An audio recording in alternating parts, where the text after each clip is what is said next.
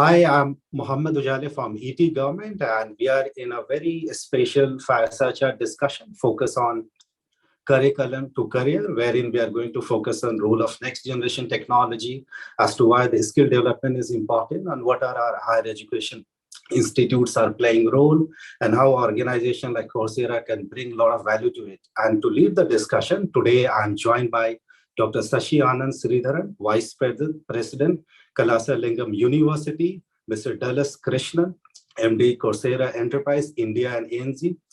Thank you, both of you, for joining for this Fireside Chat discussion. And let me begin with Dr. Anand. Anand, what we have been observing and over the years that the next generation technologies have really become important.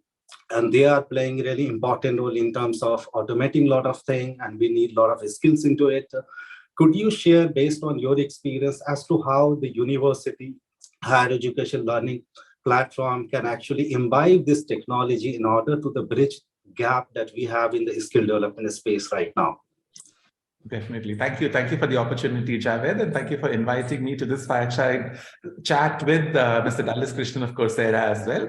No, you're absolutely right about, it has only been the last couple of years that academia has woken up and is trying to catch up with industry. I would say, we are still trying because industry is still far ahead in terms of actual implementation of the technologies. But whereas we are still teaching only the basics of the technologies still.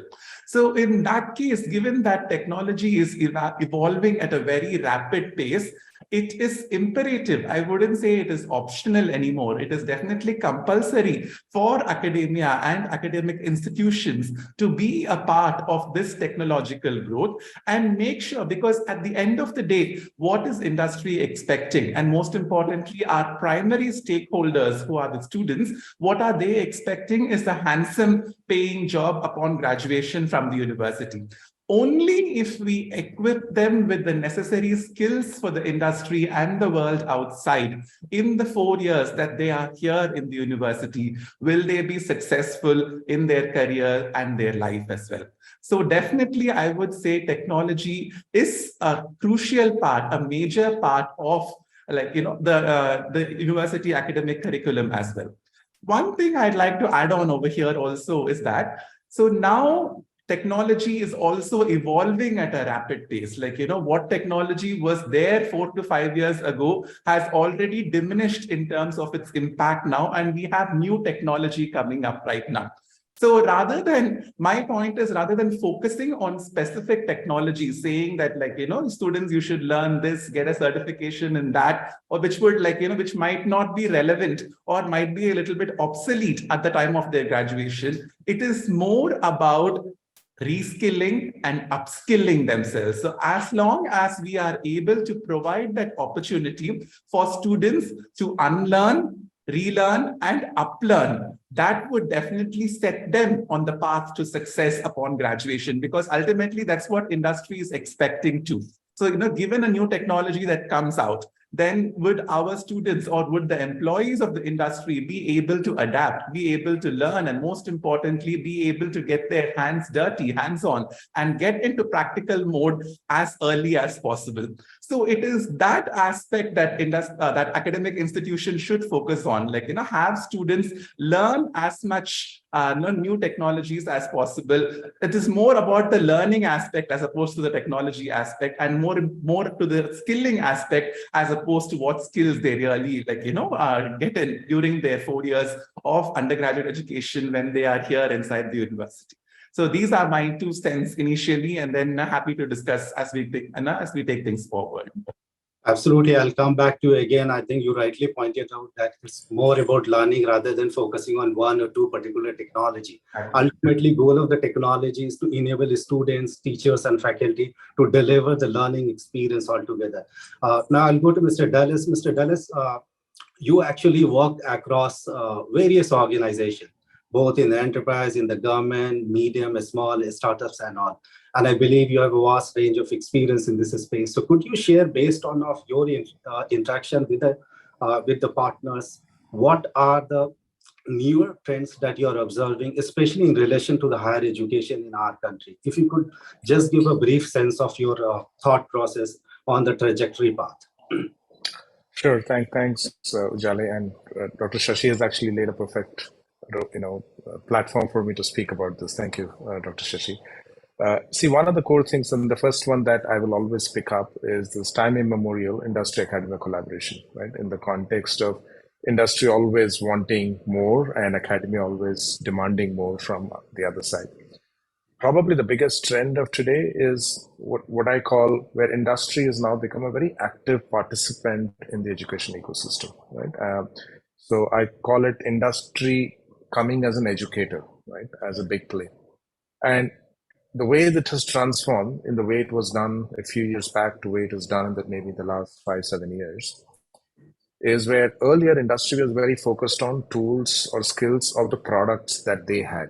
Right? So I worked for about 15 years in IBM. So in the initial days, we were very focused on trying to build database skills, but it was focused around DB2, right? Or if we were going to do some Java skills, we wanted people to learn WebSphere and WebSphere products, right? So on and so forth. So that was one phase that was there. But what has happened is the rapid pace at which industry has adopted digital technologies has led to a skill gap, and which, we talk about digital skills being the most important skill that is, required in the industry, right? That's where the biggest gap is. In spite of all the slowdown, there is a big shortage of digital, high skilled, in demand digital skills, right? And it's a very rapidly changing mix as well, right? When Shashi spoke about it, it's not something that is static. Now, in that area, what we have started to see is that it's always very challenging for academia to constantly, rejig, right? They're very great at foundational stuff, but when it comes to newer stuff, they need support, right? You can't rapidly change your faculty and their skills. It has to come from where the technology originates. And that's the place industry is starting to make a big play. And for example, today, if you go to an IBM, they actually have courses which are job aligned. So they're making job aligned courses for a data analyst. Now, a data analyst will require 5-6 things. He requires some math and probability skills. He requires a data visualization skills. He requires programming skills, security engineering, and so on and so forth, right? There are 5-6 core skills. So they encapsulate that, bring it to the kind of roles that are typically entry-level jobs or the first professional role that people do, and that is being packaged and given to the universities. So we have players like IBM, Meta, Salesforce, Google, you name it, right? Organizations are coming together and building this ecosystem. So the number one headline there I talk about is industry coming in as an educator, and that is a very good sign for universities across the world to partner with.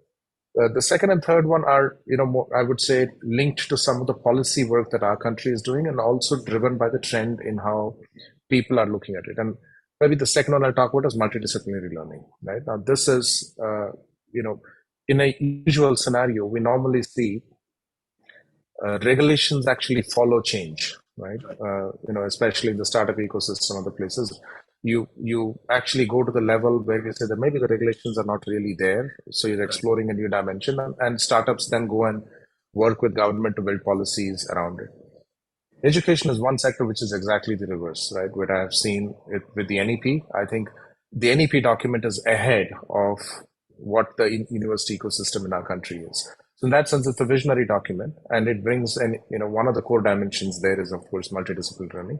That is emerging from the fact that with technology getting embedded everywhere, people need to understand multiple aspects, right? A technology person needs to understand how it has a social impact. If you're building a social media platform, you need to understand there are elements of geopolitics that come in. So there is political science that he needs to know, right? So there is sociology that needs to know in terms of how the social aspects get taken care of.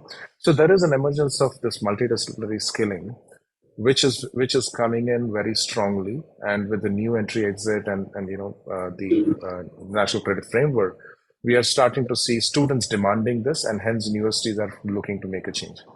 The other one is more the adoption of technology, and this is where hybrid learning, in the COVID era, technology was forced in the university ecosystem, right? They had no other option. But in the post-COVID era, I would call progressive universities haven't shifted to the old world.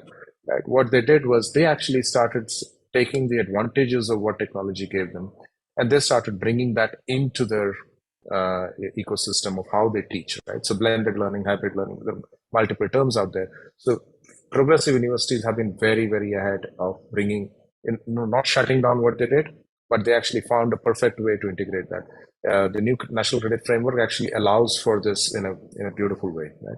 And the last one is probably the faculty piece, right? Which is no student in itself will ever learn if he doesn't get the right expert mentoring and coaching. Right. And that's the area where we are seeing a huge trend in empowering the faculty, enabling the faculty. And then there are tools that are coming in now, especially with Gen AI. There is so much more capability that can come in terms of enabling the faculty to curate a course in a way that the learning impact can be much higher. So those are the four big things that I'll talk about. I know it took a lot of space here, but I just wanted to lay that down in terms of what we are seeing here. Absolutely. I'll come back to again, and I'll go to Dr. Anand. Dr. Anand, Mr. Dulles mentioned about a lot of things from NAP to the policy support that the Government of India has been pushing in, and as to how generative AI could play a very important role, especially on the experience part. And we do see that our university and colleges actually understanding and trying to imbibe and all of these technology. And especially if you look at the COVID era, the digital transformation for most of the organization, be it forcefully, but accelerated like never before. And somehow there is a better understanding within the community that the hybrid is here to be here. And what we need to do in the hybrid is that we need to improve the quality and the experience of the learner, also the faculty member. Could you share based on your experience as to how in a post-pandemic era, this hybrid model of learning has been for you, and as to how you are trying to understand the quality part, which is one of the complaints. It was the most of the article which you written during the pandemic, that the quality, the empathy part probably for in higher education. How do we actually bridge that gap? Right. So, as Mr. Dulles rightly mentioned, so during the pandemic, technology was kind of forced on us. We all had to use online teaching, online method of communication, examinations, everything. And then now that we are in a post-pandemic world, there are, as he rightly mentioned, there are institutions who are still using a hybrid methodology like us, like at Kalasalingam, we do have a hybrid methodology. And obviously there are some institutions who have moved away from that as well. In our case, given our, I should not say disadvantage, but given our locality, so we are located about 1 hour from Madurai airport. So and also in the rural district of Virudhunagar, which is one of the aspirational districts of India. So using technology has actually been a boon for us because it has reduced the distance completely, and our interaction with industry, our interaction with faculty abroad, our interaction with anyone for that matter is now seamless. We have faculty, from industry, faculty from research labs, faculty from government institutions, faculty from even abroad institutions who regularly come and interact with our students in an online manner. And this has been a part of the course delivery and course assessment also here at Kalasalingam, even after the pandemic, I would say. One thing which we always because you brought up a really important point about the quality, because now there are so many edtech players and so many players in the market who are willing to offer, and there's so many offerings. How do we focus on the quality? So first thing, when we always have an interaction with an edtech company, we always ask them which industry are they being backed by. So because we always see that how in the knowledge from the industry, because that is what is most important, which knowledge and applications which are happening in the industry are being conveyed to our students. So that's the first thing wherein we always look at. Second thing, in terms of ensuring quality, what we also try and insist, again, this is something optional but not compulsory. What we try and insist to our partners is that please be involved in the assessment part also, because we don't want partners to come just deliver lectures and then say bye at the end of the day, because there are so many videos, YouTube, Coursera, multiple platforms are available for one way or minimal interaction kind of classes for the students. but only when we find that industry is involved in the assessment part. It could be as simple as like, a lab session, or like, a kind of mini project, or it could be anything, like even their examinations for that matter. When we find that the involvement in the assessment is also there, the seriousness of the industry is also there, number one. And secondly, we also get institutions, we also get a right feedback that like, whatever that we are delivering to our students is being taken in the right spirit and also being executed in the right spirit or not. So that is something which like, most of our right now close to like, we have about 15 to 16 industrial partners who deliver parts of a course, or like, we also have joint programs with multiple industrial partners wherein like, every semester they come and take a course and then they assess that part as well. So like, with all our industry partners, this is what we like, try to ensure. First is in terms of delivery of the curriculum, like, it could be a mix of both online as well as offline. And most importantly, we would want people from the industry who would be here and like, convey what is happening in terms of actual practical knowledge to the students, number one. And also in terms of the assessment part, wherein like, they get an idea of where our students are, because I think this has a multifold advantage as well, because like, our students also get to know where they are standing. And also on the other side, industry knows where our students are, which would also help in their future going forward. So this is something which, yes, yeah. Dr. Anand, I would like you to also emphasize what Mr. Dulles earlier focused about, that all of these discussion, skill development, ultimately this is linked to the job creation. And what we are noticing that there are a lot of innovation happening in the digital space, and that is being imbibed by most of the university and colleges. But what is really needed as to how we are able to create professional courses and able to take those professional courses in our colleges and university and impart it to the students so that they become employable. I mean, for example, other day when I was in Odisha, I heard around 9.6 engineering students getting out every year. And somebody then off the record told me there are only around 5,000 employable. So that is only because there is a lot of skill gap. So how do you look at to bridge this gap of integrating the professional courses in university and making students more employable actually? So to add on to what I was telling before, definitely industry involvement in the academic delivery, academic assessment, and the overall entire academic courses is definitely paramount. Like, we cannot ignore that fact. So that is number one. Secondly, like, one point which Mr. Dulles Krishanan also mentioned is in terms of upskilling our faculty members, because industry experts, like, they come, they are here for a couple of days, interact with the students, assess, and then leave. But then, like, it's the faculty members who are mentors for the student and who kind of ensure that students are learning things and, like, implementing things as expected by the industry.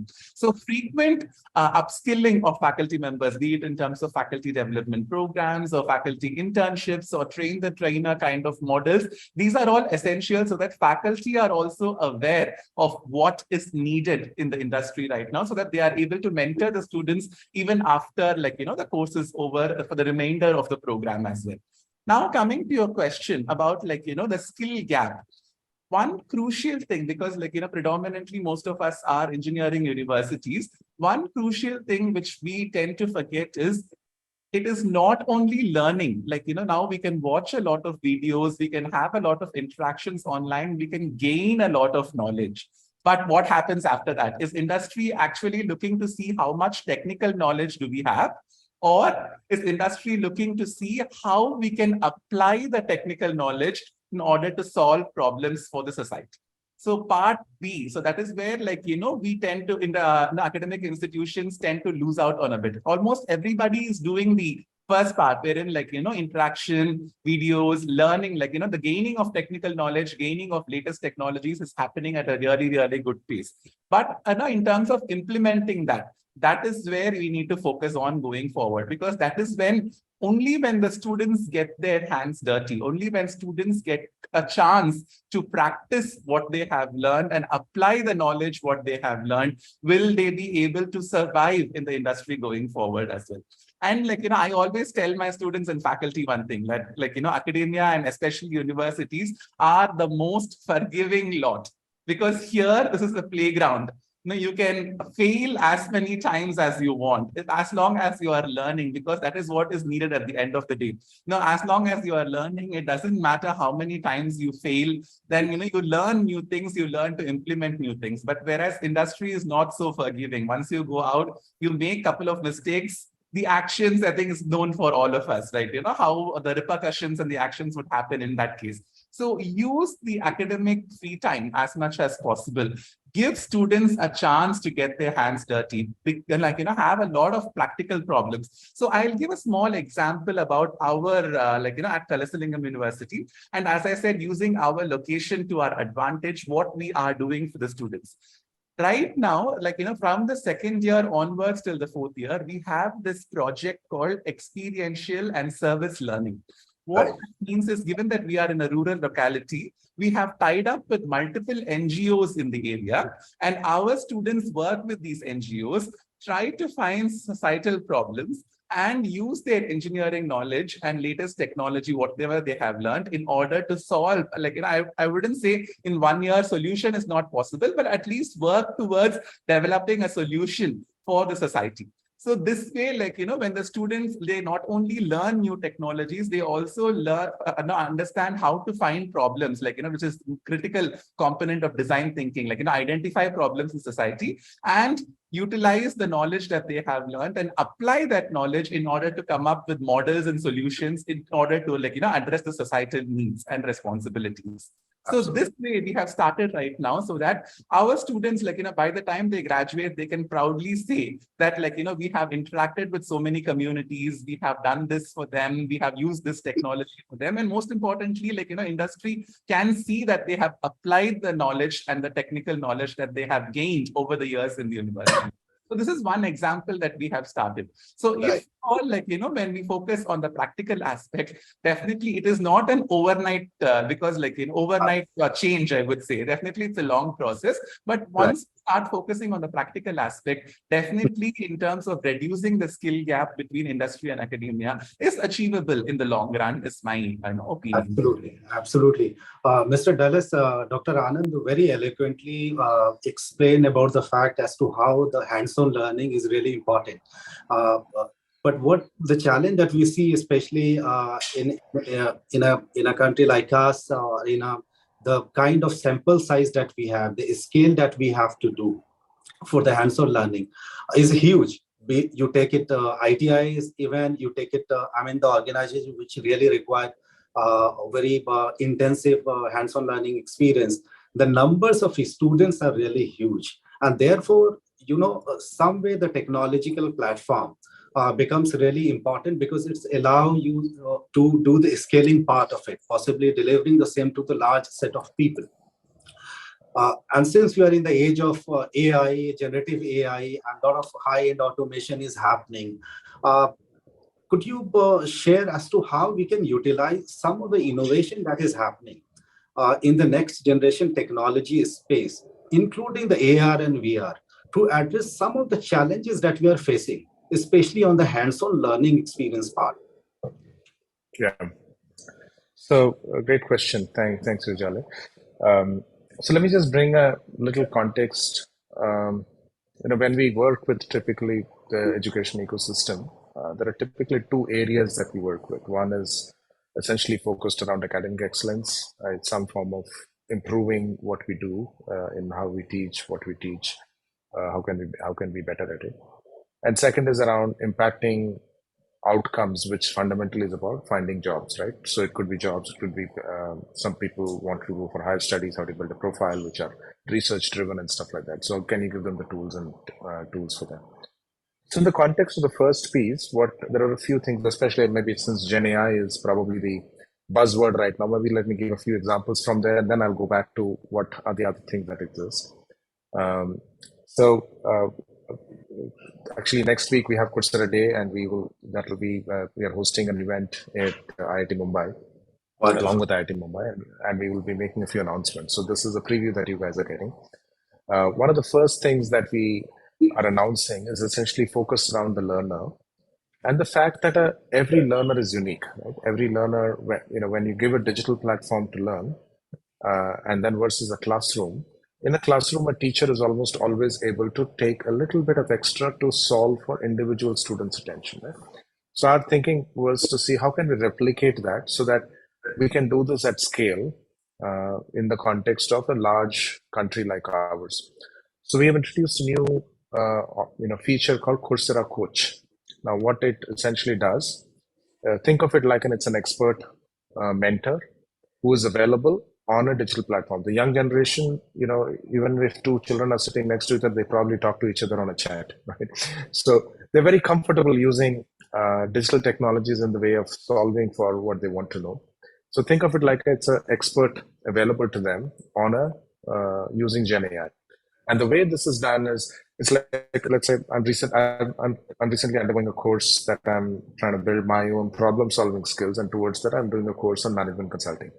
How do they break down problems, etc. Right? So that's the course that I'm doing.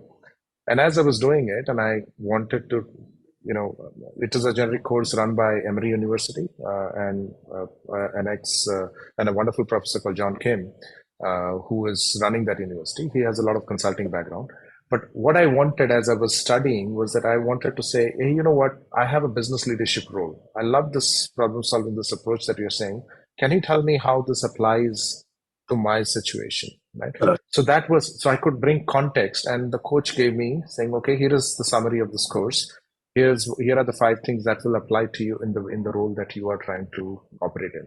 Similarly, for students, right, this becomes an exploratory thing. I didn't understand this better. Can you give me 3 examples, right?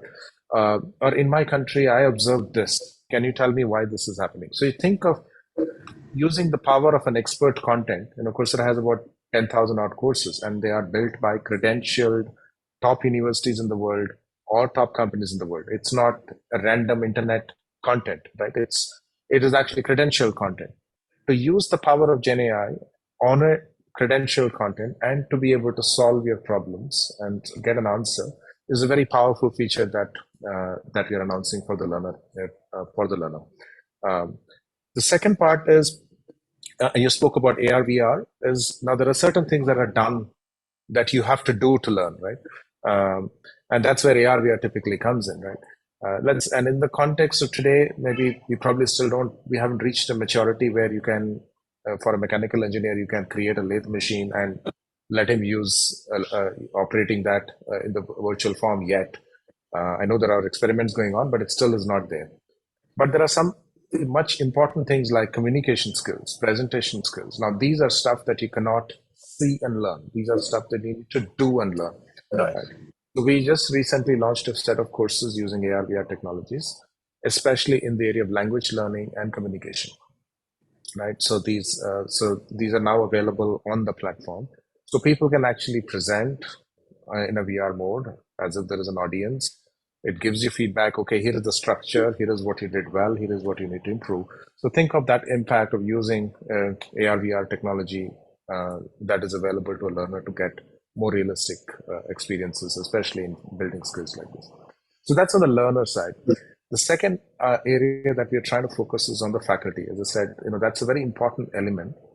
Now, faculty has a lot of experience. He knows his students. The person who knows his students the best is the teacher in the class, right? So he knows that this batch of my class, this is how I need to deal with them, right? This is what I need to tell them, right? This is what will motivate them to do something uniquely, right? Every batch, be it sometimes it is to do with location where they are, sometimes it is to do with, right, the background of students that they have got, right, language or whatever else it is. So the teacher can bring that context. That knowledge is never there in a digital platform. So what we're trying to create, so we are building a feature called AI-driven course builder. Right. Again, using the power of Gen AI, where a teacher can create his video where he has experience in dealing with, he has examples that he's created, he has his own case studies, that can be brought in. And then he can say, I want, let's say someone is being teach algorithm, right? And the base algorithm, he said, I don't want to go into the details of how this is taught. Maybe a Princeton course on a basic algorithm is probably foundationally the best course that is available. Let them do that. But let me contextualize that to a project that somebody did in, let's say, in the Care University. The last year, this batch of students use this, and he uploads that video and then gives probably a project example. So the ability to create customized courses is something that has come in with Gen AI, right? So that's the other area where we are bringing technology. The third area, which is more the job placements driven, right? Now, this is an important element. Now, while the course, the way I call this is a BTech degree is like a passport. Now you need to do something more, which is like to get a job, you want to differentiate by getting a visa, right? So you have a BTech, and then now you want to get a visa to get into the kind of job that you want. Now, if you have an interest in AI, how do you do that, right? You want to earn a professional certificate, like Dr. Shashi spoke about how they invest a ton of money, and I'm aware of the work that they do. If you go to their LinkedIn page, you'll find students proudly showcasing a lot of the professional certificates they've done. So that's the kind of work that you want to give. The BTech degree, the passport is great. Now you create a visa by bringing these, short courses, industry credentials to do that.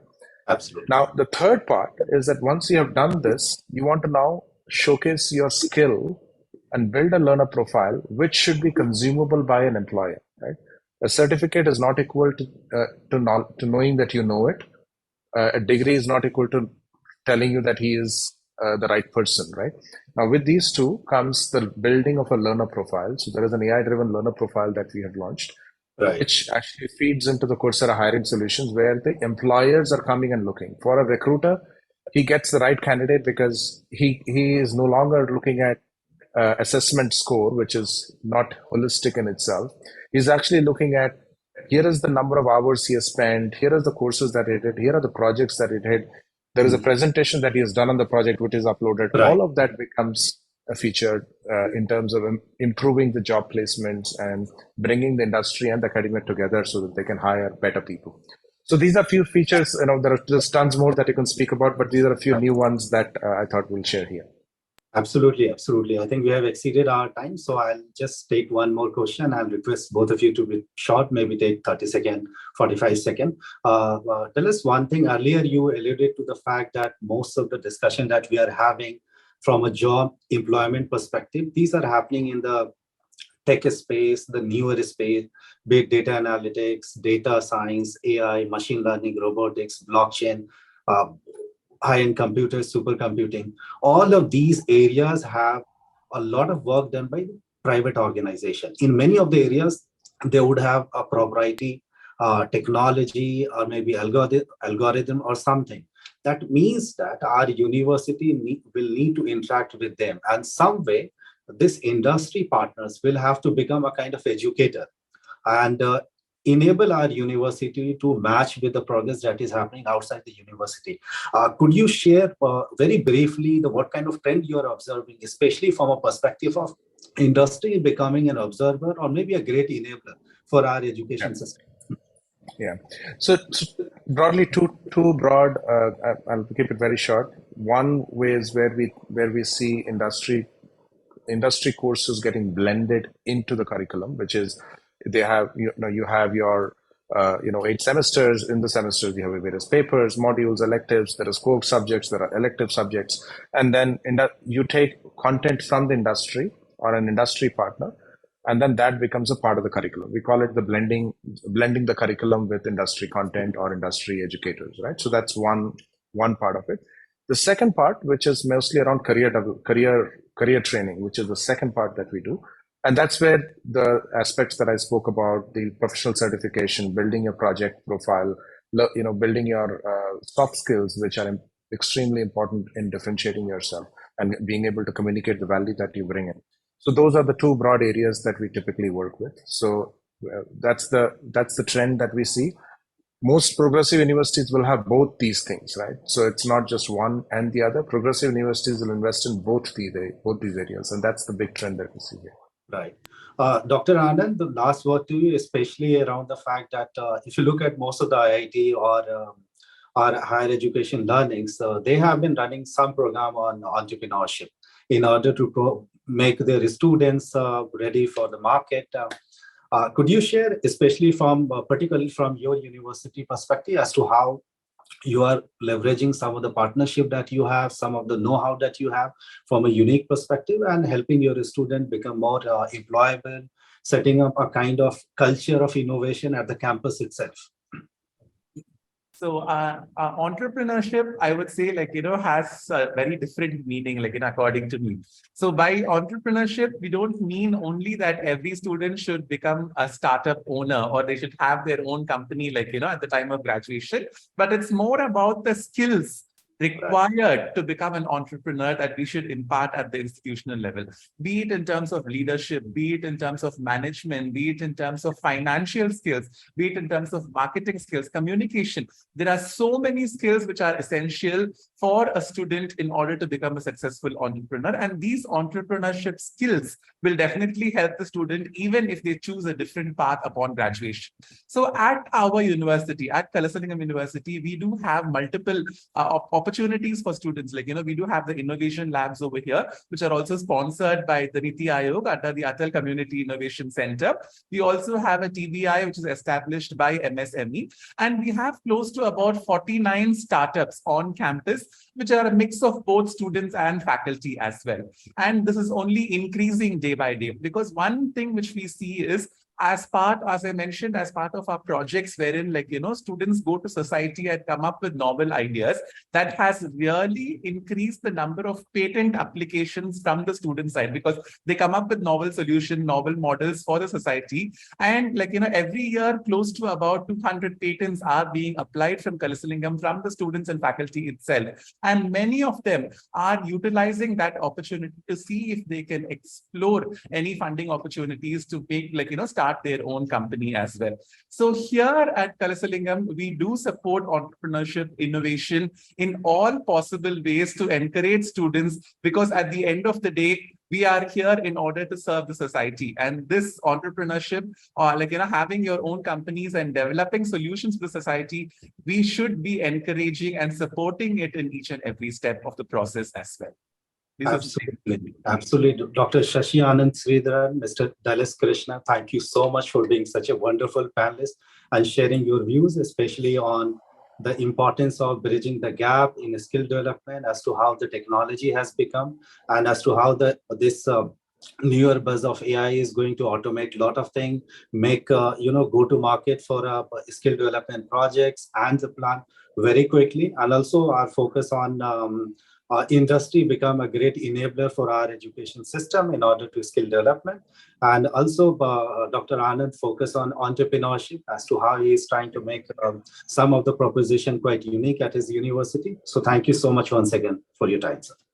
Pleasure. Thank you very much. Thank you.